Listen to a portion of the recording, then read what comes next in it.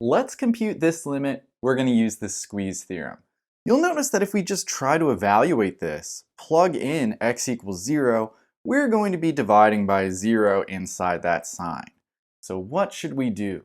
Well, we know that sine of anything, in this case, the inside being 1 over x squared plus x, whatever's in there, sine has to be between minus 1 and 1.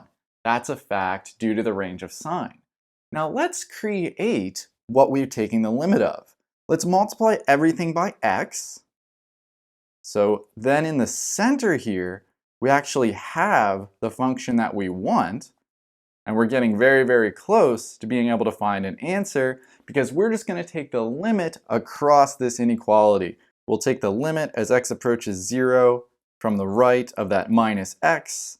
We'll take the limit as x approaches 0 from the right of the question we were actually asking. And that's less than or equal to the limit as x approaches 0 from the right of regular x. And what's very nice about this is those two limits on the left or the right we can actually compute. We can directly substitute 0. So this is 0 and this is 0. What this is saying is that our question, the limit as x approaches 0 from the right of x sine of 1 over x squared plus x, is greater than or equal to 0 and simultaneously less than or equal to 0.